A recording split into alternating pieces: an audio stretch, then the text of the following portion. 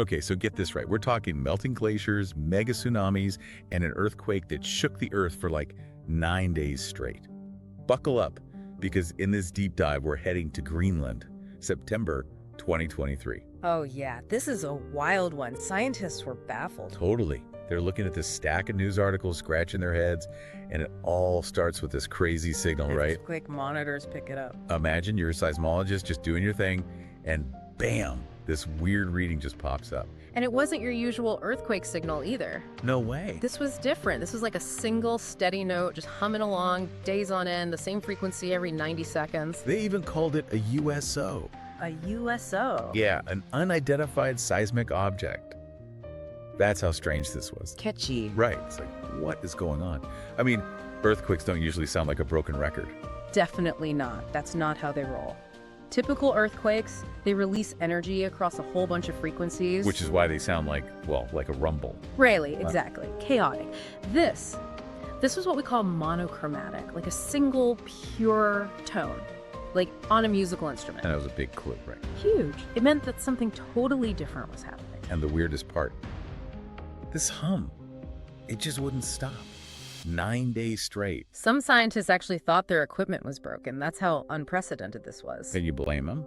And here's the thing, this wasn't just some local blip. This signal was so strong, it was picked up by monitoring stations globally. Globally? Yeah. Yeah. All over. So around the same time, right, we start getting reports of this massive tsunami. A tsunami. Yeah, a tsunami.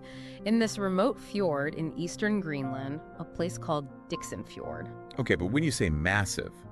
I mean massive. We're talking a wave over 650 feet tall. 650 feet. That's taller than the Statue of Liberty. Yeah, no kidding. So, what, scientists just put two and two together? It gets interesting here. They have this super unusual seismic signal, right? 9 days long, and then reports of a monster tsunami in Greenland. It's like a giant puzzle. So they start digging? They start combing through satellite images, looking for anything that connects those dots. And they found something. They found something shocking. A huge chunk of a mountain just breaks off and slides right into that fjord. We're talking the size of 10,000 Olympic swimming pools. Are you serious? Serious as a heart attack. It was like a scene from a movie. So what caused this massive landslide? A melting glacier. It just couldn't support the weight of that mountain anymore. Because of climate change. Bingo. It's a phenomenon called a cascading hazard.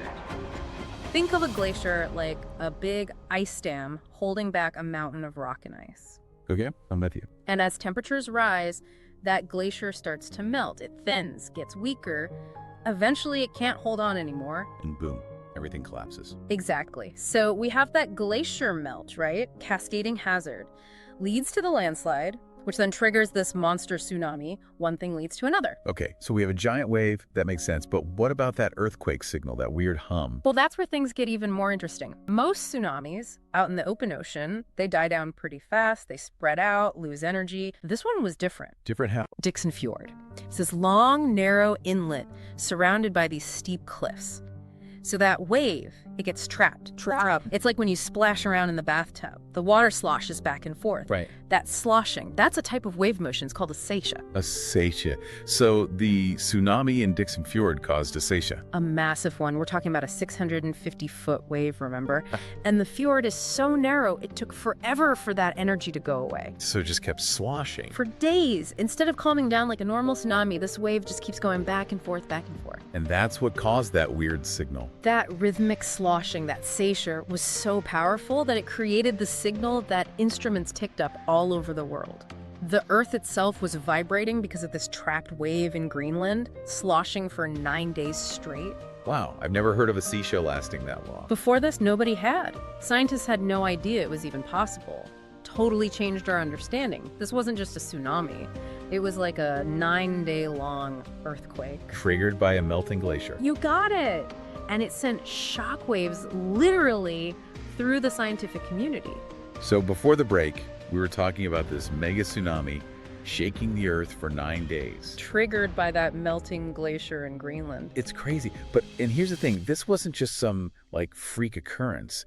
It's like this story, it goes from a scientific mystery to like a serious wake-up call. Climate change is real. No kidding. In Dixon Fjord, it's remote, sure, But it's not unique. Not at all. You've got similar fjord systems all over. Yeah. Alaska, Canada, Norway. And as the planet gets warmer, glaciers melt. The risk of these cascading hazards, they're only going to increase. So like more melting glaciers, more landslides, more mega-tsunamis. It's a chain reaction. It makes you think, what else is out there? What other surprises are in store as the Arctic changes? $1 million question. So what can we do? I mean, besides the obvious, cutting emissions, which, duh, we have to do that. Right, of course. But are there things, I don't know, more immediate things that we're doing to address this kind of threat? Scientists are working on it. Early warning systems, that's a big one. Early warning systems, you mean like being able to predict these events? Exactly. Even a little bit of lead time, that could save lives. Evacuate communities, move ships, get out of the way. That would be incredible. But how do you even begin to predict something like that? It's not like you can just, ask the glacier when it's going to crack. It's a huge challenge. You're right. It's way more complicated than that. Right. But we're talking about some really cool technology, AI, machine learning. Those are some buzzwords. They are, but this is the real deal. Scientists are feeding these systems tons of data.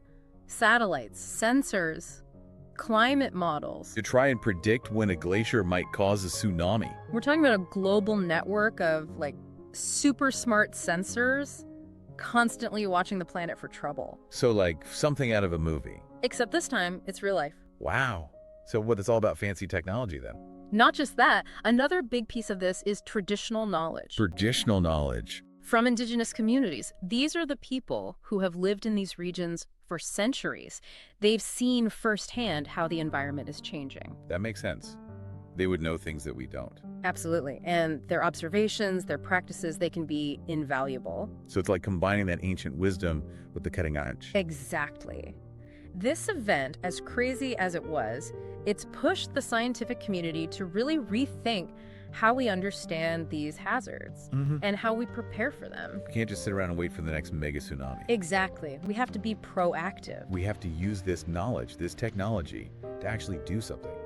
But I don't know, it's easy to feel overwhelmed, isn't it? Like it's all just so big. It can be. Yeah. We're talking about melting glaciers, mega tsunamis. It's a lot. So before we wrap up this deep dive, let's take a moment. Let's think about what this all means on a personal level. Because it's not just about science and data, it's about people. So we were talking about early warning systems and how scientists are using some pretty amazing technology to try and predict these massive events. It's incredible. But it's easy to get caught up in the science of it all. This Greenland event, a mountain falling into the ocean. A tsunami taller than, the Statue of Liberty. It's almost hard to wrap your head around. For sure. What we don't want to lose sight of is the human element. Right.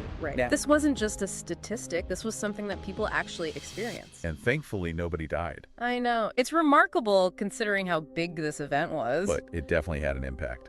Oh, absolutely. There were researchers, they were stationed on Ella Island, not that far from Dixon Fjord, and they described, hearing the landslide, this deafening roar, and then seeing this wall of water just rising up. That's terrifying. They were really lucky to get out of there. I bet. And it's not just the scientists. You have indigenous communities, right? Who've been living there for, centuries. Exactly. They've relied on that land, the sea, for their way of life.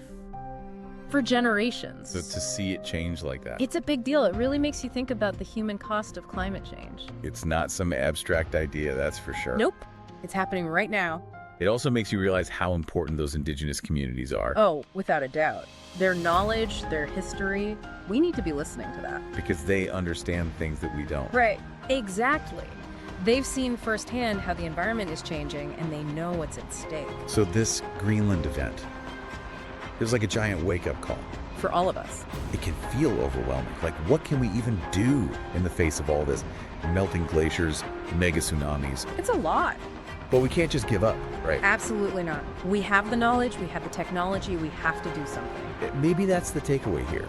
This deep dive, we've talked about this crazy earthquake, a monster wave. A melting glacier. But it's really a story about, our planet. And how interconnected everything is. And what we do, it matters. More than ever. So stay curious, stay informed, and most importantly, stay engaged.